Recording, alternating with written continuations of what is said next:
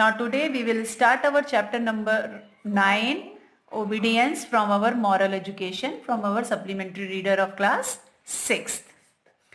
Students, obedience, as you all know that आज्ञाकारिता means आज्ञा का पालन करना, चाहे वो टीचर्स हों, पेरेंट्स हो, हमसे कोई बड़े हों, तो उनकी जब हम आज्ञा का पालन करते हैं, उनके द्वारा दिए गए काम को हम करते हैं, उसे हम ओबीडियंस कहते हैं। तो बच्चे हों, यंग मैन हो, ओल्ड मैन हो, सब यही इच्छा रहती है कि अगर उनसे कुछ कहा गया है करने के लिए तो वो उसे करें। They say it politely with love, sometimes they say it with a threat. कभी वो प्यार से कुछ करने के लिए कहते हैं, कभी डरा कर कहते हैं। This does not mean that they all issue orders. इसका मतलब ये नहीं है कि वो आपके ऊपर ऑर्डर चला रहे हैं। Only elders have the right to issue orders and not the younger ones. ऐसा नहीं है कि सिर्फ जो बड़े हैं वो ही इशू कर सकते हैं ऑर्डर्स, को यंगर नहीं कर सकते हैं। तो why are the orders issued? What is the objective of issuing order? Order issue करने का क्या मतलब है? Elders, parents and teachers have not only the experience of life. तो जो हमारे बड़े होते हैं, पेरेंट्स होते हैं और जो टीचर्स होते हैं, कि उनको सिर्फ लाइफ का एक्सपीरियंस ही नहीं होता, बल्कि वो अपने से जो छोटे होते हैं उनकी हमेशा केयर करते हैं। So they want to make the younger ones like fully baked pot. तो वो जिस तरह से एक मटका होता है, तो एक मटके को जब पका लिया जाता है तो वो अपने परमानेंट शेप में आ जाता है, एक परमानेंट आकार में आ जाता है। तो वैसे ही जो एल्डर्स होते हैं वो अपने से जो छोटे होते हैं उनको उसी तरह से तैयार करने के लिए जो है वो हमेशा कोशिश करते हैं। तो इसमें है कि अगर बच्चे जो है अगर ओबीडियंस बचपन से ही सीखते हैं, तो ओबीडियंस एक फैक्ट भी है कि obedience is the education in good manners and the art of making children mentally mature which parents and teachers consider to be their basic duty. तो जो एक पेरेंट्स होते हैं और टीचर्स होते हैं उनकी ये बेसिक ड्यूटी है कि वो उन बच्चों को मेंटली उनको मैच्योर करें, ओबीडियंस सिखाकर। आज्ञाकारिता अगर उनके अंदर है तो वो एक गुड मैनर है जो उनके अंदर एजुकेशन को और ज्यादा निखारेगी। Even if we suffer due to obedience of their orders, we consider it as some mistake, carelessness or lack of expertise on their part and try to find some advantage in future out of our suffering. So in all eventualities we obey them. तो भले ही हमें कभी कुछ orders follow करने में कुछ कष्ट होता है, लेकिन वो फ्यूचर में उसका हमें एडवांटेज मिलता है। सो ओबीडियंस जो है वो लेसन स्कूल लाइफ में हमें नॉलेज देने के लिए, जो हम जिन चीज़ों से इग्नोरेंट होते हैं उन सब से हटके और हार्ड वर्कर बनाता है। ओबीडियंस इज नॉट लर्निंग, सीखना नहीं है obedience, it is a step of learning. वो सीखने की एक स्टेप होता है। The future and well being of person obeying the order is involved in this. The person issuing order has no self interest in it. Students, here two inspiring incident given in this lesson. कि जो true knowledge होता है वो हम जब अपने teacher की service करते हैं, उनकी कंपनी में रहते हैं, उनकी ब्लेसिंग्स लेते हैं, तो उससे जो नॉलेज है वो गेन होता है। तो बहुत पुराने समय की बात है, तो महर्षि धम्यस के आश्रम में का बहुत फेमस था। अरुणी नाम का एक डिसिपल था जो अपने कुछ और डिसिपल्स के साथ उनके साथ रहता था।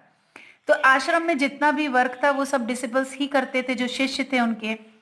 एक बार रेनी सीजन में बहुत तेज बारिश अचानक से शुरू हो गई।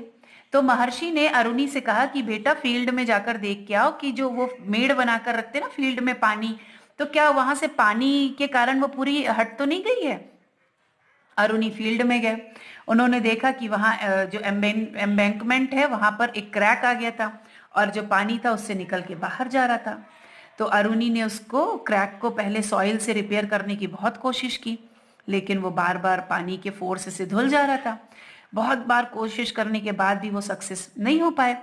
तो जब थक गए तो उन्होंने उस जो वो स्टॉप था, पानी का फ्लो था, उसको रोकने के लिए उन्होंने अपने आप को ही वहां पर लेट गए वो। तो ठंड के कारण उनकी जो बॉडी थी वो क्या हो चुकी थी, बिल्कुल स्टिफ हो गई थी, अकड़ गई थी, और उनका जो माइंड था वो भी बिल्कुल कॉन्शियसनेस खो चुका था। अब शाम को महर्षि ने पूछा कि अरुणी कहाँ है। तो डिसिपल्स ने बोला कि वो तो फील्ड से अभी तक वापस ही नहीं आया। तो महर्षि अब चिंतित हो गए, बोले कि अरे आधी रात हो रही है, बारिश भी रुक गई है। तो वो अपने बाकी शिष्यों को लेकर वो फील्ड की तरफ गए, टॉर्चेस हाथ में लेकर। उन्होंने सब जगह ढूंढा।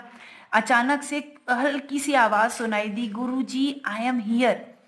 महर्षि वहां गए, उन्होंने देखा कि अरुणी वहां पर लेटे हुए हैं और बॉडी जो है वो बिल्कुल मिट्टी से सनी हुई है और एकदम अकड़ गई है।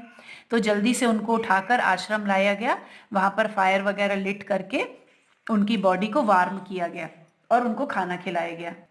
अब सुबह महर्षि ने उनसे पूछा सभी डिसिपल्स के सामने कि बेटा तुम खुद वहां डैम में क्यों लेट गए थे उस जगह पर।